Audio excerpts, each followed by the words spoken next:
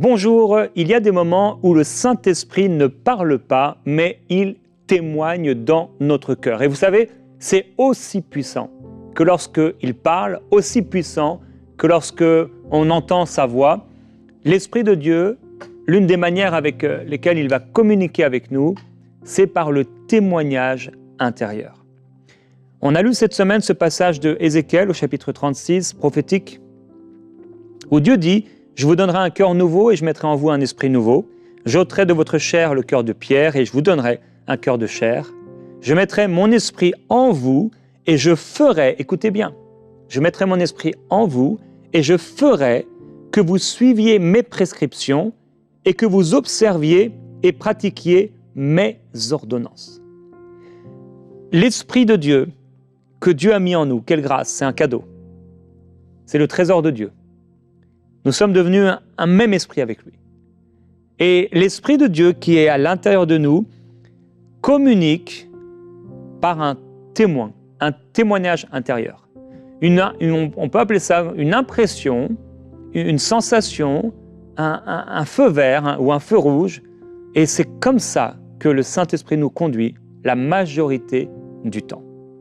Alors l'Esprit peut nous conduire, on l'a vu, par des pensées qui naissent en nous, par des images, à travers notre imagination, mais ce n'est pas le fruit de notre imagination, mais ce sont des images que Dieu projette. Et par une voix intérieure, on pourra aussi parfois entendre une voix audible. Quelqu'un peut avoir une vision, on peut recevoir un don spirituel, une prophétie, on peut faire un songe, donc on peut lire la Bible, et là c'est Dieu qui nous parle. On peut recevoir une parole de la part de quelqu'un. Donc, il y a beaucoup de façons avec laquelle Dieu peut nous parler. Maintenant, il faut le savoir, et c'est aussi rassurant et encourageant pour nous, c'est que la plupart du temps, l'Esprit de Dieu va communiquer avec nous. Pas nous parler, mais communiquer avec nous. En fait, l'Esprit va témoigner dans notre cœur. Lorsque ici, Dieu dit qu'il va mettre son esprit en nous, et je ferai que vous suiviez mes prescriptions, que vous observiez et pratiquiez mes ordonnances. En fait, c'est le Saint-Esprit en nous, on est devenu un avec lui. L'Esprit en nous pousse à suivre les prescriptions, les ordonnances de Dieu. Ça devient en fait naturel. On est naturellement poussé à faire des choses. On est naturellement poussé vers le bien. On est naturellement poussé à des actes qui sont justes. Ça devient naturel, spirituellement naturel, ou naturellement spirituel. C'est facile, c'est normal. C'est quelque chose qui se passe à l'intérieur de nous à cause de la présence du Saint-Esprit en nous, et ça devient naturel. Quand quelqu'un a en lui un esprit impur, cette personne, tout à coup, fait naturellement des choses qu'auparavant elle ne faisait pas. Quelqu'un qui a un esprit mauvais, il a peut-être ouvert des portes dans sa chair. On pourrait par exemple parler de quelqu'un qui vit dans l'impudicité, dans le voyeurisme, et il ouvre des portes, il chope des démons, des esprits mauvais, qui vont l'oppresser, qui vont habiter dans son âme, voire pire, et tout à coup, cette personne, ça devient naturel, encore plus naturel pour elle, de faire toutes sortes de choses horribles, des vices, etc., contre nature, toutes sortes de choses.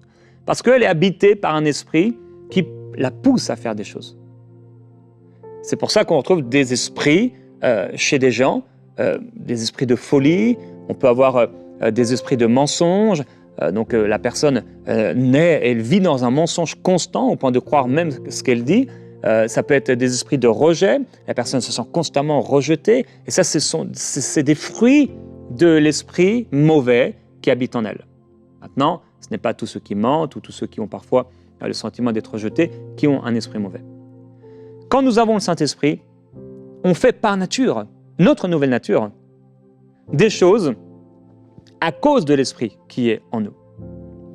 Dans Romains, au chapitre 8, il est écrit au verset 16, « L'Esprit, donc le Saint-Esprit, l'Esprit lui-même rend témoignage à notre esprit que nous sommes enfants de Dieu. » J'aime ce verset, puisqu'on voit ici que l'Esprit de Dieu va témoigner.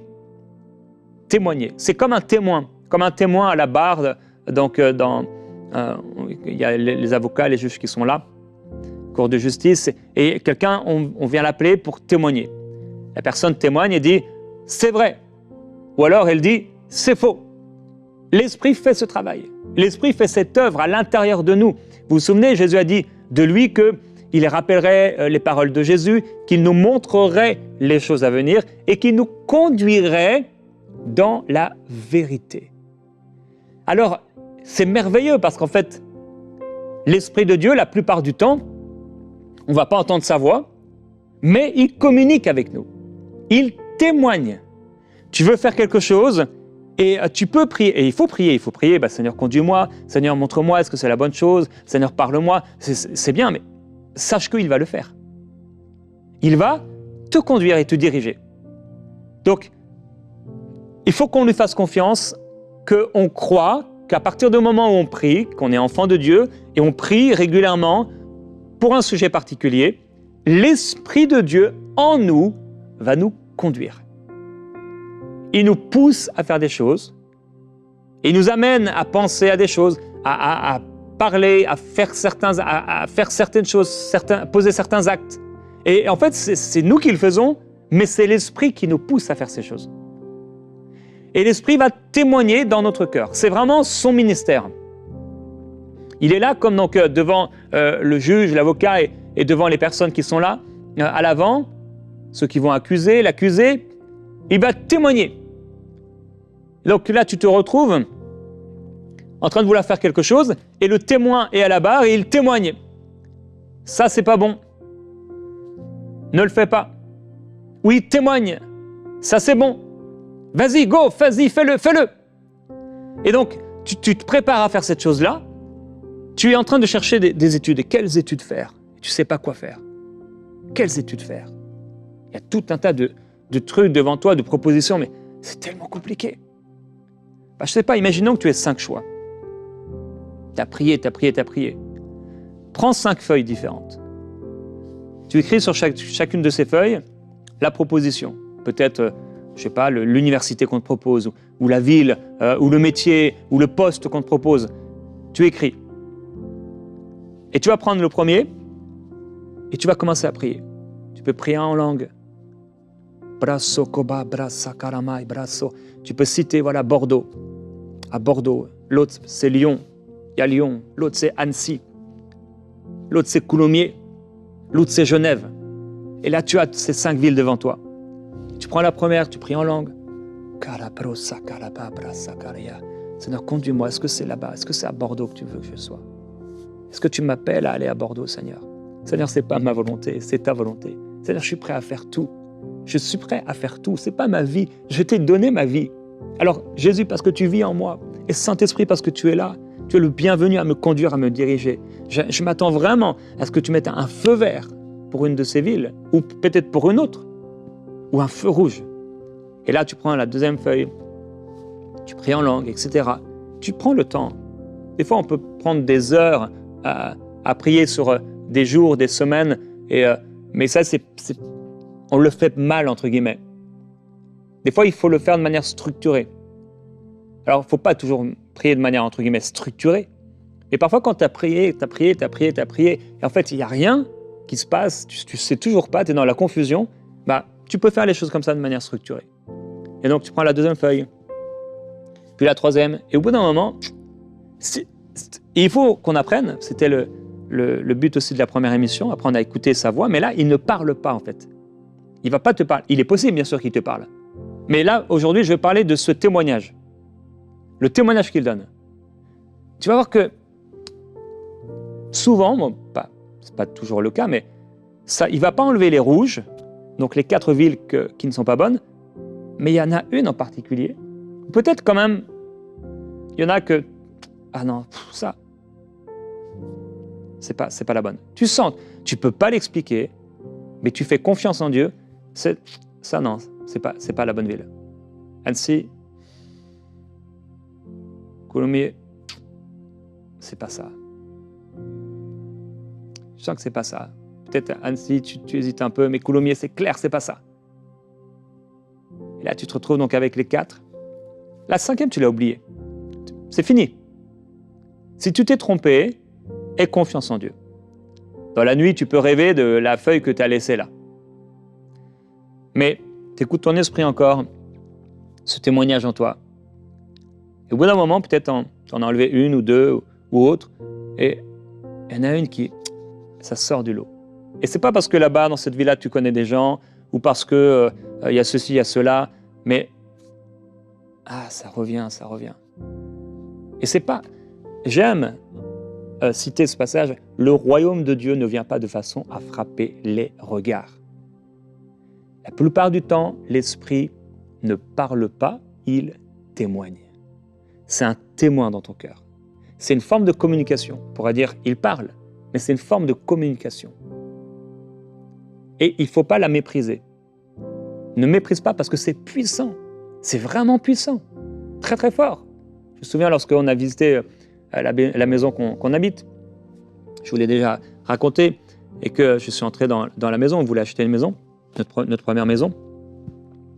Et on a visité l'intérieur de la maison, et les locataires qui étaient là, déjà tout était dans le noir, ils n'ouvraient pas les portes, on ne pouvait même pas trop regarder à l'intérieur, donc vous savez, ils ouvraient les portes à moitié.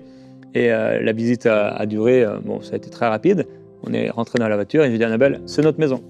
Et, c'est notre maison. Et là, elle s'est dit, mais si j'avais su que c'était notre maison, j'aurais beaucoup mieux regardé. Parce que pour elle, elle n'avait pas...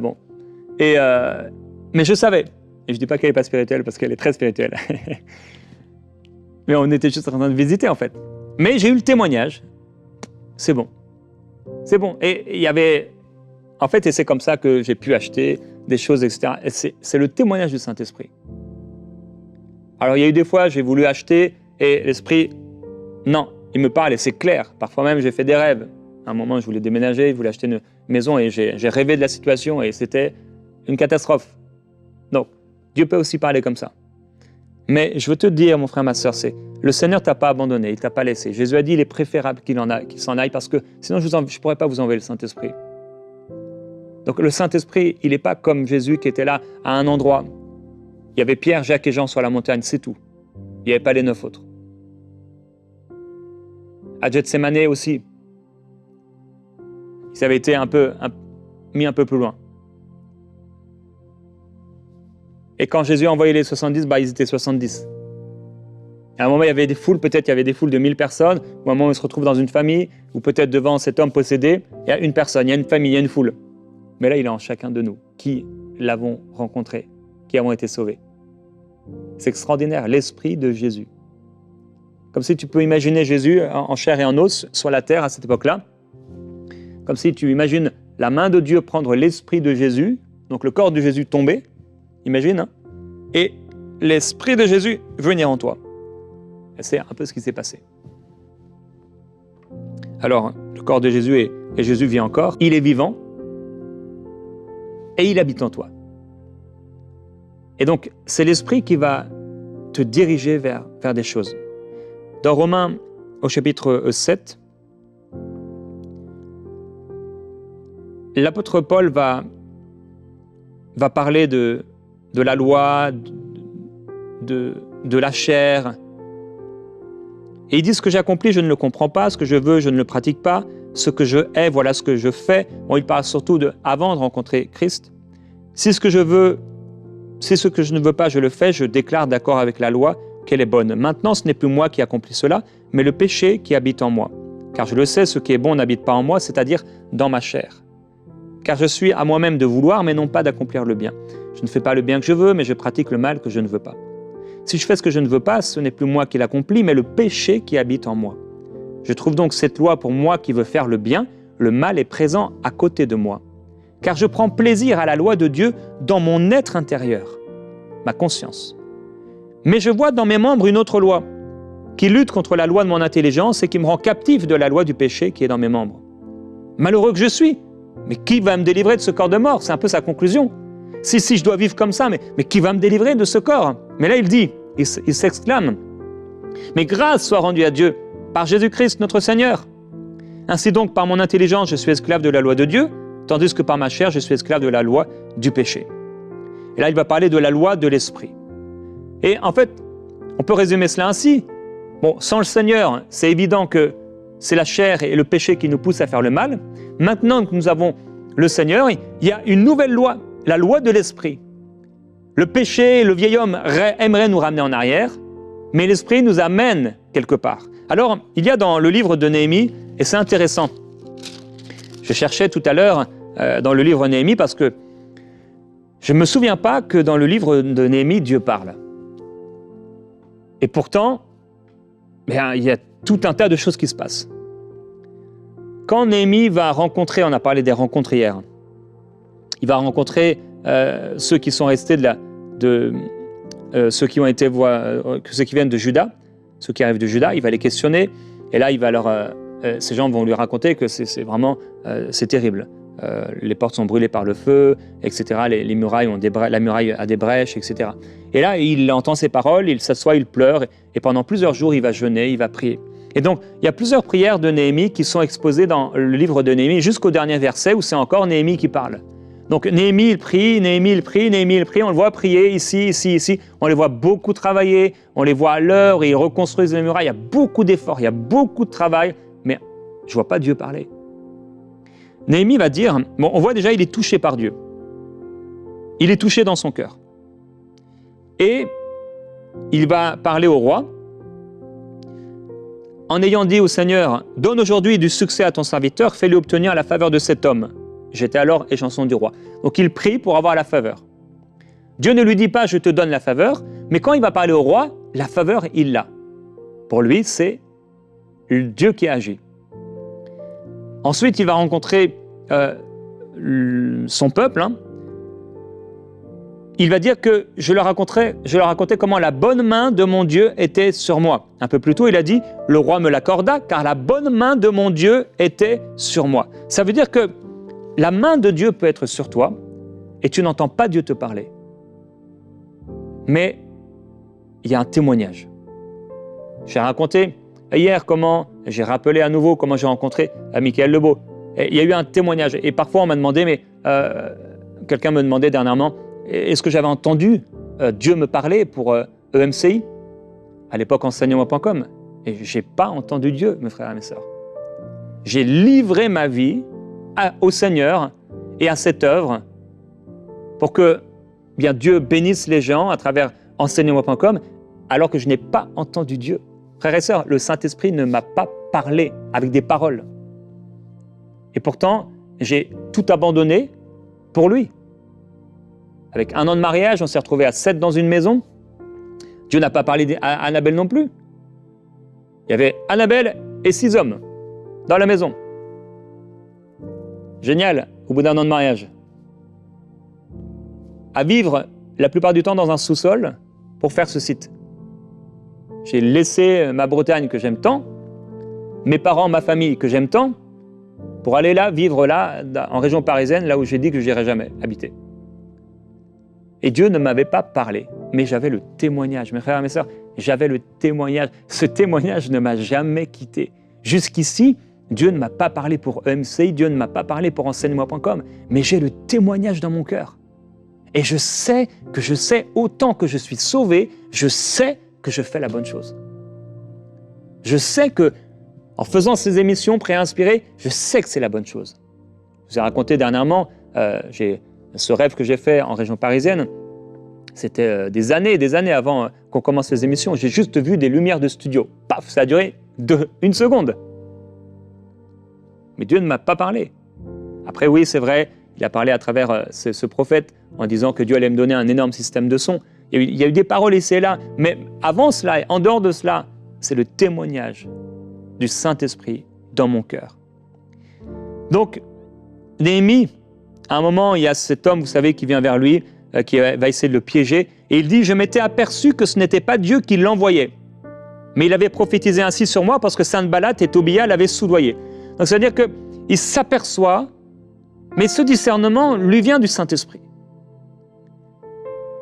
Il dit encore à un autre moment, au chapitre 7, « Mon Dieu me mit au cœur d'assembler les grands, les magistrats, le peuple pour en faire le recensement. Il dit quoi? Mon Dieu me mit au cœur.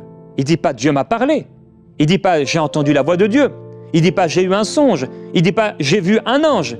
Il dit simplement mon Dieu m'a mis au cœur. Il a témoigné dans mon cœur. Dans mon cœur, je sens, Dieu me met à cœur de faire cela. Et c'est aussi puissant. Et on peut voir ici et là comment c'est pas Dieu qui parle, mais c'est Dieu qui témoigne dans son cœur. Pour lui, pour les gens également. Mon frère, ma sœur, c'est puissant, le témoignage de l'Esprit. Quand Dieu témoigne. Et le Seigneur veut témoigner dans ton cœur, par son Esprit. Tu es dans une direction, tu vas peut-être pas entendre une voix audible, tu recevras peut-être pas de prophétie. Il y a cet homme de Dieu qui vient dans ton église et tu dis « Oh Seigneur, qu'il prophétise s'il te plaît !» Si Dieu veut le faire, il va le faire. Mais si Dieu veut simplement que ce soit le témoignage dans ton cœur, écoute ce témoignage. Écoute ce témoignage. Quand on a voulu se marier, j'aimais Annabelle et tout criait vert. C'était vert, c'était pas rouge. Dans mon cœur, mais j'ai quand même été voir mon pasteur à l'époque. Et je vous ai raconté, il m'a dit « Est-ce que tu l'aimes ?» C'était la préparation au mariage la plus rapide qu'on ait jamais vue. C'était un homme sage. Il était inspiré. En fait, j'avais le feu vert. Et bon, ça n'évite pas qu'on aurait pu avoir une préparation, ça aurait été bien. Mais il y avait un feu vert. Le témoignage du Saint-Esprit. Père, je prie pour ce témoignage du Saint-Esprit.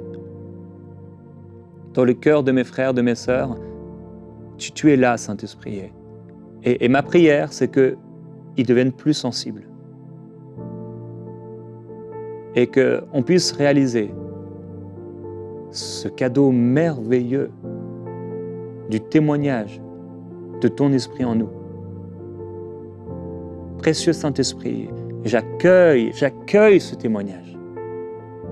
J'aime entendre ta voix au réveil, j'aime entendre ta voix dans mon cœur qui parle fort comme si un homme, quelqu'un m'avait parlé, mais j'aime aussi le témoignage, ton témoignage. Parce que c'est une de tes façons de communiquer et j'aime toutes tes façons de communiquer et je veux te faire confiance. Tu m'as dit de marcher non par la vue mais par la foi. Alors, je veux continuer de marcher par la foi. Seigneur, même s'il n'y a rien, si toutes les circonstances disent le contraire, si tu témoignes dans mon cœur que c'est la bonne chose, je le fais. Je vais enlever, là où il y a des feux rouges, enlever les feuilles et garder la feuille verte. Là où il y a le feu vert. Là où il y a le témoignage, je sens dans mon cœur. Père, merci. Merci pour les choses que tu mets à cœur. Je veux être sensible. Dis-lui au Seigneur, je veux être sensible aux choses que tu mets dans mon cœur. Seigneur, rends-moi toujours plus sensible aux choses que tu mets simplement dans mon cœur. Je crois que ta main est sur moi. Et parce que ta main est sur moi, tu me conduis. Tu me conduis, je me sens poussé à aller quelque part, je me sens poussé à faire telle chose. Seigneur, je prie que cela soit mon partage tous les jours de ma vie.